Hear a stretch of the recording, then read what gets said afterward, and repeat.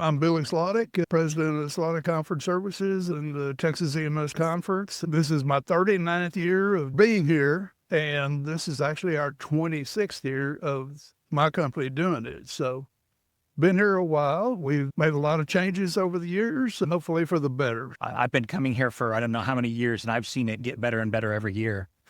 What were some of the early challenges you encountered?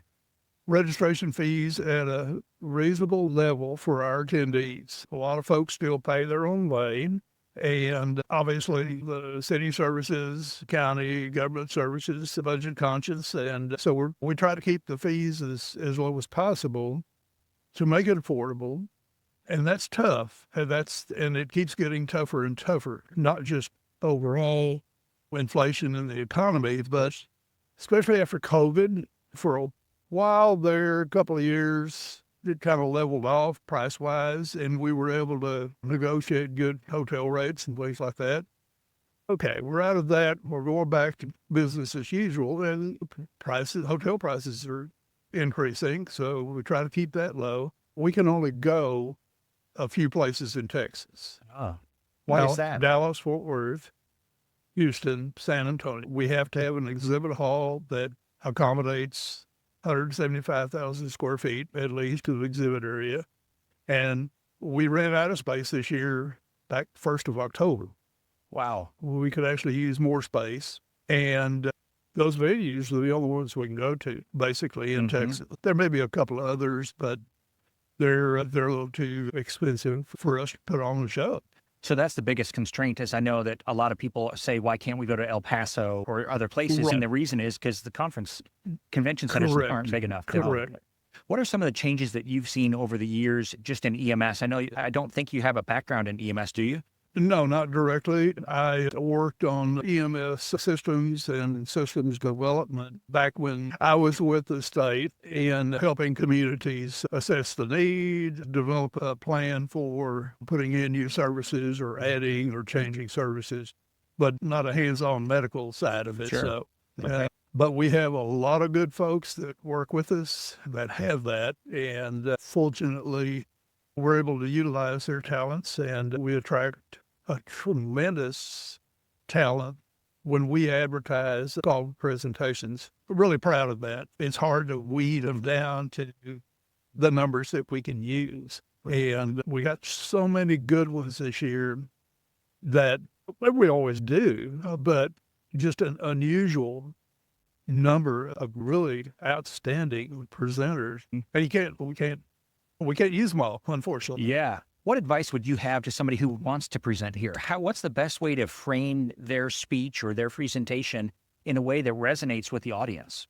We try to hit different areas, some rural things, some metro, to make it useful for a broad audience. And we don't have anything specific. There's occasionally we may say, okay, we're going to focus on this area, say rural, for example, and we try to get more there, but nothing specific. Fortunately, we don't have to ask for a good broad range. We get that. Yeah.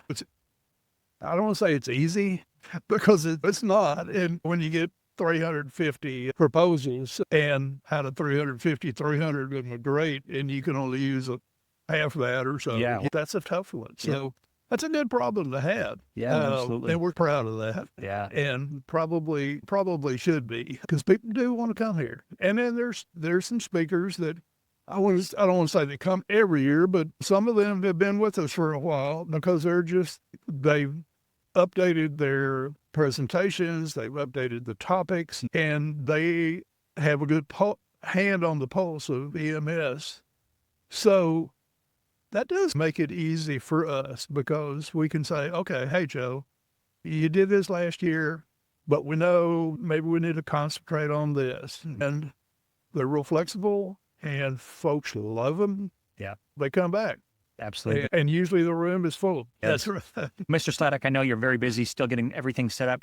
Would you look into the camera here? And you've been doing this for 40 years, so I want to thank you for that. Oh, is there a message that you would like to send to EMS as we go into the 41st next year? Something that you would like to say to EMS out there? That I'm just so incredibly thankful that there are folks out there that do the kind of work that y'all do. It's really humbling because it's not an easy job, and you go out there and do it every day. And I appreciate that. And I know the folks may not always say it, but they should. Yeah. Thank you. That was very You bet. heartfelt. You bet. Thank you so much for your time, and truly thank you for putting on this conference. So thank you for stopping by today. Well, I really appreciate you having it. me. I really do. We're proud of what we do, and Yeah. we've got a good crew that hopefully we take care of everybody. And we found over the years, if you're honest and straightforward, that works It miracles. goes really far. Yep. Your team, Brandon, Bradley, and Teresa are all amazing. They are Thank just you. a joy to work with. Thank so you. you've made this whole thing easy every time I've worked with you. So thank you very much. Appreciate it.